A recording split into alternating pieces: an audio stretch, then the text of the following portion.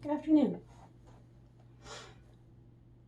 A little while ago, I did a video on cognitive behavioral therapy, or CBT. In that video, I discussed how thoughts, emotions or feelings, and behaviors were all connected. And by being able to change one of those things, you would then impact the others. I would like to take a moment with that because I find so often thoughts and feelings are mistaken for one another. Now, a lot of times when this happens, it's really not a big deal. An example might be, I really feel like that last Meryl Streep film was the best she has ever done. I mean, who can say that? Every movie, she's just, anyway, she's amazing. Meryl Streep kills it every single time. She's not the point of this video. For me to say, I feel like that last Meryl Streep film was the best one she's done, well, that's not really a feeling or an emotion. That's a thought. An example of a feeling or an emotion would be happy, sad, excited, disgusted. These are emotions. It's those feeling words. Thoughts are what happen in your mind. Let's take this a step farther. As I said, that example that I previously gave was pretty innocent. However, when you blur those smaller things, it's only a matter of time before you find yourself saying statements such as, I feel like I am a bad person and I can't do anything right. That is a thought. That is not an emotion. Now, I'm going to take that one step farther. When that occurs, we also find that it's important to label thought from emotion, and then label fact from opinion. So let me take a step back with this. I'm going to use this statement, I feel like a bad person and I can't do anything right. As I said earlier, that is a thought. That is not an emotion. A better way of saying that would be, I think I am a bad person and I think that I am unable to do things correctly.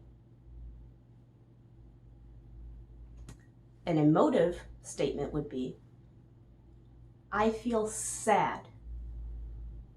Why do I feel sad? I feel sad because I think that I can't do anything right.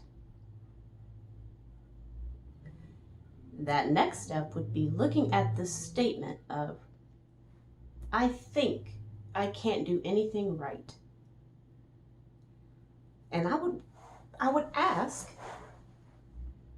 is that a fact? Or is that an opinion? This statement, this thought that you cannot do anything right. At that point, I would introduce other interventions, would assist in evaluating that thought. Look to see, is this true? Can we find evidence to support this idea, this thought, this opinion that you can't do anything right? Let's see. And then let's look at it on the other end. Is there any evidence to suggest that you have done things right? And when I say right, that's based off of our operational definition or how my client and I might decide to define a certain word for therapeutic purposes. Oh, there we go.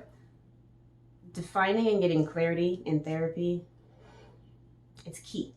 If you cannot get clarity from your clients, there are bigger issues at play. but I take a step back.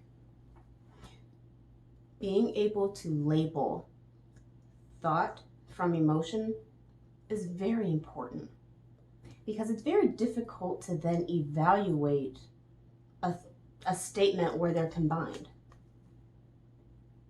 I feel like I can't do anything right. Well, that's not a true thought. Yet, how can I then go and evaluate that? How can I evaluate you feeling a particular way? A brilliant professor that I had in undergrad would say that feelings just are. Well, sometimes I am unable to understand a trigger to a particular feeling. Sometimes the feelings happen. However, I can evaluate a thought. So if I'm able to then separate a thought from an emotion, then I can take that thought and evaluate it to see, is it a fact or is it an opinion? If it's a fact, okay, let's work on it. Let's get you some skills so that you can do things right, however you and I define it. However, more times than not, what I find is that there's more evidence against this opinion. A lot of times we find reasons someone does a lot of things right, yet they're not used to calling it out. So this is a little intro into how to label thought from emotion and then fact from opinion. At the end of the day, opinions are like assholes and everyone's got them. It doesn't mean you have to smell everyone's. No, you don't got to smell your own. So when that happens, let's really look at it and determine if things that are happening in your life are based off of merit, based off of evidence. Or are you conflating these two things and creating a different problem?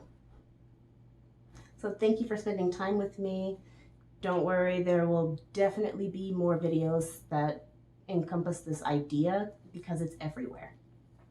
If you have any questions, please feel free to send me a message or to leave a comment.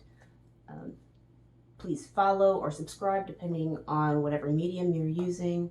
And as always, peace and love.